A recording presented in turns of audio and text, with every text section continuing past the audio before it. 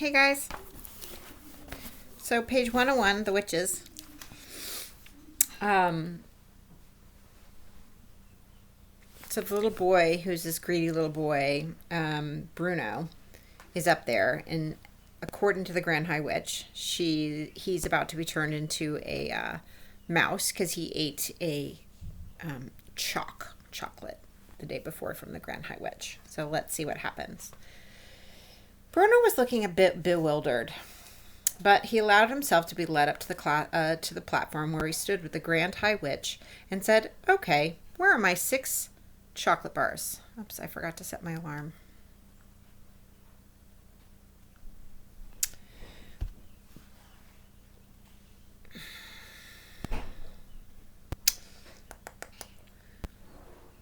I saw the witch, who let him in quietly, putting the chain back on the door handle. Bruno didn't notice this. He was too busy asking for his chocolate. "This time is now 1 minute before 3:30, announced the Grand High Witch. "What the heck is going on?" asked Bruno. He wasn't frightened, but he wasn't looking exactly comfortable either. "What is this?" he said. "Give me my chocolate." 30 seconds to go. The Grand High Witch gripped Bruno by the arm. Bruno shook himself clear and stared at her. She stared back at him, smiling with her lips of the mask.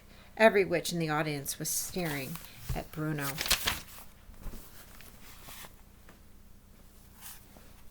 30 seconds, says the Grand High Witch.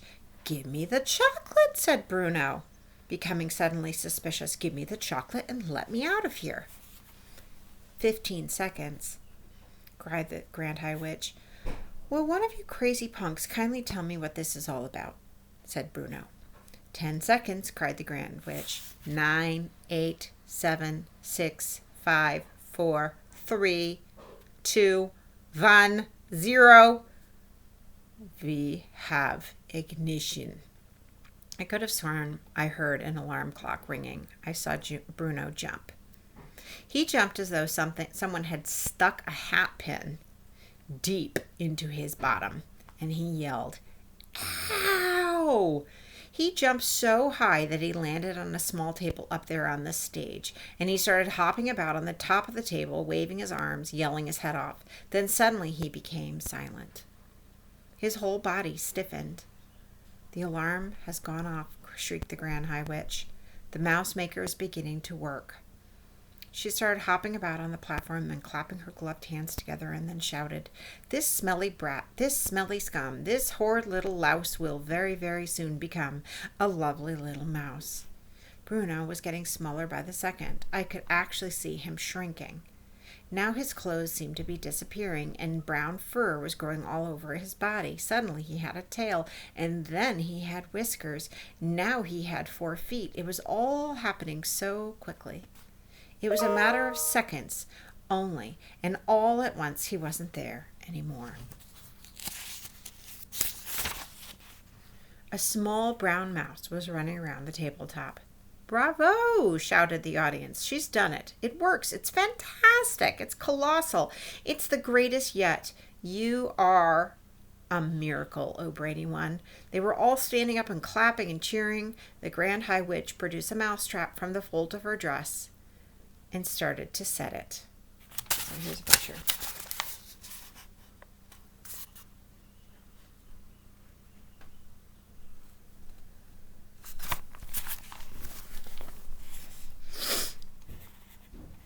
Oh no, I thought, I don't want to see this. Bruno Jenkins may have been a bit of a stinker, but I am dashed if I want to watch him having his head chopped off. "Where is he?" snapped the Grand High Witch. "Where has that mouse gotten to?" She couldn't find him. Clever Bruno must have jumped off the table and scampered off onto some corner or even down a hole. Thank heavens for that. "It matters not," said the Grand High Witch. "Silence and sit down." The Ancient Ones. The Grand High Witch stood on the very center of the platform, and those dangerous eyes of hers traveled slowly around the audience of witches who were sitting so meekly before her. "All those over 70, put up your hands," she barked suddenly. 7 or 8 hands went up into the air. "It comes to me that you ancient ones will not be able to climb high trees in search of gruntle eggs. We won't, your Grand Highness. We are afraid we won't, chanted the Ancient Ones. Nor will you be able to catch the crab crunchers who live in the rocky cliffs, the Grand High Witch went on. I can't exactly see you springing after the speedy cat springers either, or diving into deep waters to spear the blabber snitch, or striding the bleak moors with a gun under your arm to shoot the gobble squirch. You are too old and feeble for such things. We are, chanted the Ancient Ones. We are, we are, we are. You Ancient Ones have served me well over many, many years. The Grand High Witch said, I do not wish to deny you the pleasure of bumping off a few thousand children, each because you have become old and feeble. I have therefore prepared personally with my own hands a limited quantity of delayed action mouse maker, which I will distribute to the Ancient Ones before you leave the hotel. Oh, thank you, cried the old witches. You are far too good to us. Grand Highness, Grand Witch, you are just so kind and thoughtful. Here is a sample of what I am giving you, shouted the Grand High Witch. She fished around in her pocket dress and brought out a very small bottle. She held it up and shouted, in this little bottle is 500 doses of mouse maker. It is enough to turn 500 children into mice. I could see that the bottle was made of dark blue glass, and it was very small. About the same size as the ones you can buy at the chemist, with nose drops in them. Each of you Ancient Ones will get 2 of these bottles. Thank you, they cried. Oh, most generous, thoughtful one. Not one drop will be wasted. Each of us promised to squish and squallop and squiggle 1,000 children. Our meeting is over, announced the Grand High Witch. Here is the timetable for the remainder of the stay in the hotel. Right now, we must all go out into the sunshine terrace and have tea with a ridiculous manager. Next, at 6 o'clock tonight, those witches who are too old to climb trees or for gruntle eggs will report to my room to receive 2 bottles of each mouse maker. My room is 454. Don't forget it. Then at 8 o'clock, all of you will assemble in the dining room for supper, where we are lovely ladies at the RSPCC, and they are setting up 2 long tables for us. But do not forget to put the cotton plugs up your noses.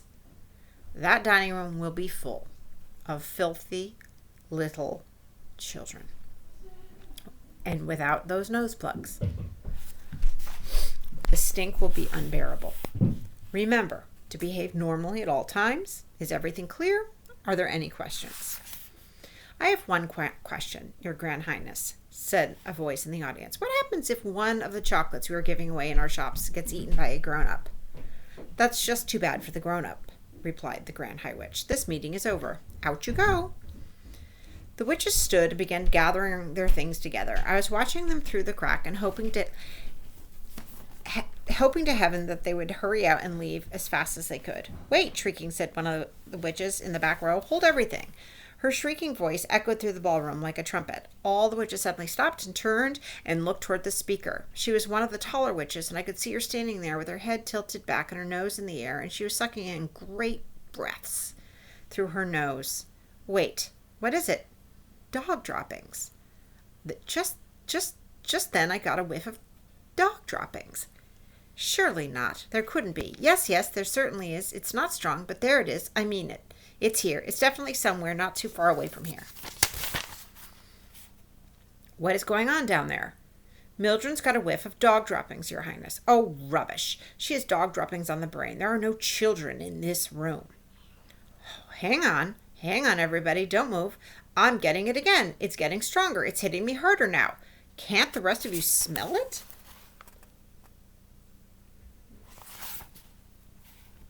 All the noses of the witches in that room went up in the air, and all the nostrils began to suck and sniff. She's right. She's absolutely right. Dog droppings. It is strong and foul. In a matter of seconds, the entire assembly of witches had taken up the dreaded cry of dog droppings, dog droppings. The room was full of it. Pooh, pooh, pooh, pooh. Why did we not smell it before? It stinks like a sewer. Some little swine must be hiding not so very far from here. Find it. Track it down. Rootle it out. Follow your noses till you get it. The hairs on my head were standing up like the bristles of a nail brush, and cold sweat began to drop all over me. Rootle it out. This little small lump of dung, the Grand High Witch. Don't let it escape. If it is here, it has observed the most secret things, and it must be exterminated immediately. Metamorphosis, which means change. Metamorphosis. I remember thinking to myself, there is no escape for me now, even if I make a run for it and manage to dodge the lot of them. I still won't get out because the doors are chained and locked. I'm finished. I'm done for. Oh, Grandmama, what will they do with me now? I looked around and I saw a hideous painting and powdered witch's face staring down at me, and the face opened its mouth and yelled triumphantly, "It's here! It's behind the screen. Come and get it." The witch reached out a gloved hand and grabbed me by the hair, but I twisted free and jumped away. I ran. Oh, how I ran. The sheer terror of it all put wings on my feet. I flew around the outside of the great ballroom, and not one of them had a chance of catching me. And as I came level with the doors, I paused and tried to open them, but the big chain was still on them, and they didn't even rattle. The witches were not bothering to chase me. They simply stood there in small groups, watching me and knowing for certain that there was no way I could escape. Several of them were holding their noses with gloved fingers, and there were cries of, "Pooh. What a stink. We can't stand this much longer." "Catch it then, you idiots," they screamed the Grand High Witch.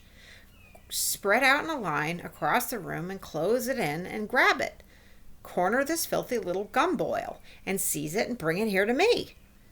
The witches spread out as they were told. They advanced towards me, some from one end, some from the other, and some down the middle, between the rows of empty chairs. They were bound to get to me. They had me cornered. From sheer and absolute terror, I began to scream. "Help!" I screamed, turning my head towards the doors in the hope that somebody outside might hear me. "Help! Help! Help! Help!" "Get it! Grab hold of it! Stop its yelling!" They rushed at me, and about 5 of them grabbed me by the arm and legs and lifted me off the ground. I went screaming, but one of them clapped a glove over my mouth, and that stopped me. "Bring it here," said the Grand High Witch. "Bring the spying little from up here to me." I was carried up to the platform, and with my arms and legs held tight by many hands, and I lay there suspended in the air, facing the ceiling. I saw the Grand High Witch standing over me, grinning at me in the most horrible way. She held up the small blue bottle of Mouse Maker, and she said, "Now for a little medicine. Hold his nose to make him open his mouth." Strong fingers pinched my nose. I kept my mouth closed tight and held my breath, but I couldn't be that way for long. My chest was bursting. I opened my mouth to get one quick breath out of air, and as I did, the Grand High Witch poured the entire bottle into my throat.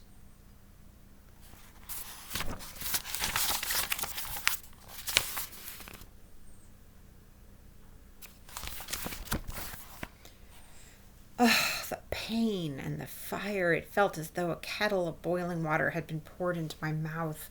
My throat was going up in flames. Then, very quickly, and the frightful burning, searing, scorching feeling started spreading down into my chest, into my tummy, and on into my arms and legs, and all over my body.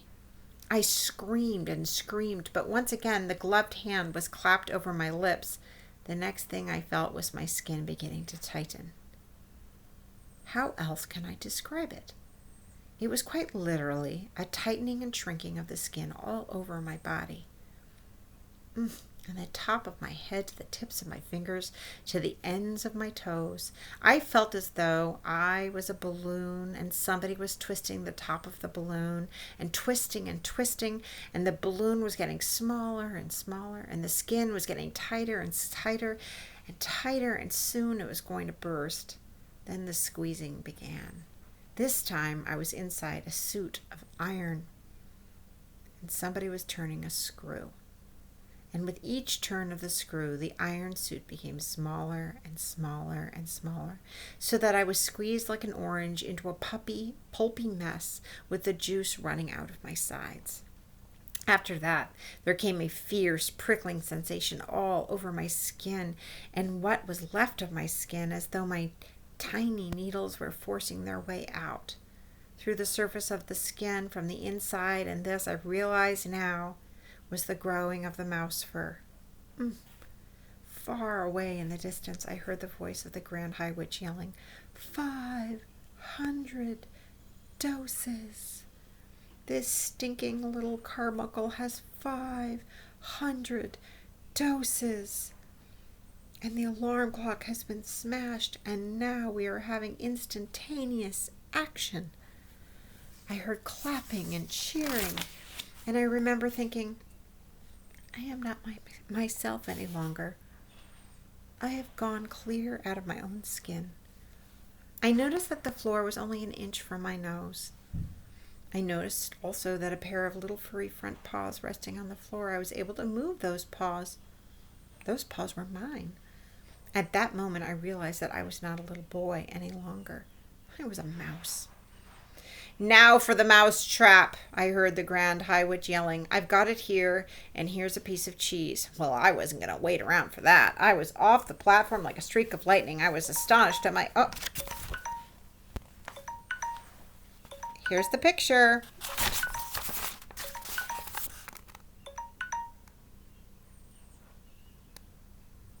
Till next time.